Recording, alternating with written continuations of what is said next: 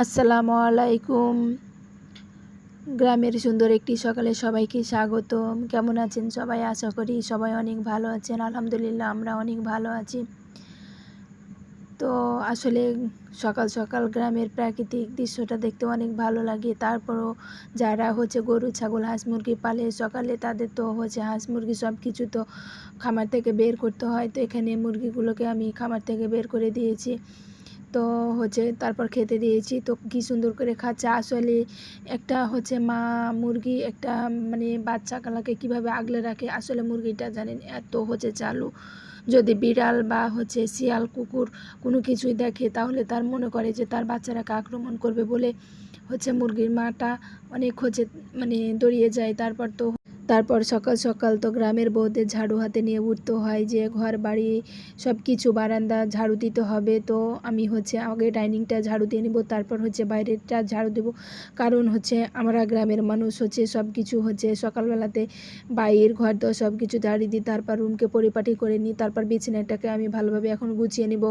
কম্বলটা এলোমেলো হয়ে আছে, বিছানাটা আসলে পরিষ্কার হয়ে থাকলে ভালো লাগে।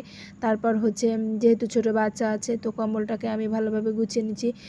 তো আমরা গ্রামের মানুষদের সকাল হলে অনেক কাজ হয়। তারপর একটু বেলা হলে তখন কাজ থাকে না, রান্না বান্না করতে অনেক প্যারা সকাল সকাল। তারপরে তো বাচ্চা কাচ্চা যদি স্কুল যায় তাহলে তো আরও তো অনেক সকাল সকাল উঠতে হয়। আসলে সকালে ফজরের নামাজের পর 6টার দিকে 5:30 বা 6টার দিকে উঠতে হয়। তারপরে সব কিছু রাত্রে প্ল্যান করে রাখি, সকালে উঠে কি করব, কি খাবার বানাবো। আর আমার ছেলেকে তো জিজ্ঞেস করে রাখতে হয় আগের দিন যে সকালে কি নাস্তা করবে, কি টিফিন নিয়ে যাবে, না হলে তো তার হবে না। তো এখানে আমি তাড়াতাড়ি করে রান্নাটা চাপাই দেবো, কারণ যেহেতু বেলা হয়ে গেছে।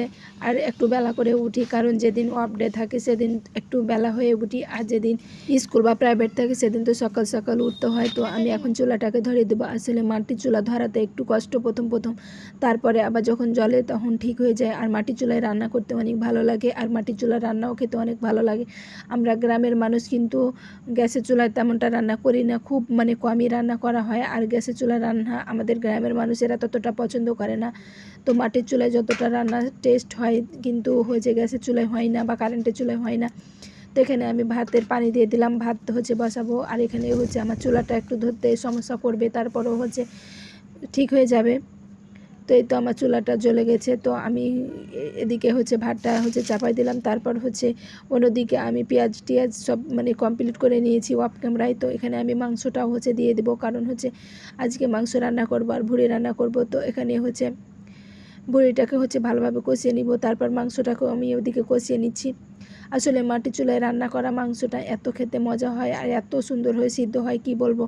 আসলে প্রেসার কুকারে দিলে তেমন একটা টেস্ট হয় না, কিন্তু মাটির চুলায় যদি সিদ্ধ হয়, সিদ্ধ ছাড়া আমার ছেলে খায় না, সিদ্ধ না হলে পছন্দই করে না। আর সিদ্ধ হলে খেতে এতটাই মজা লাগে কি বলবো। আর হাত দিয়ে নরম হয়ে ছিঁড়া যায়।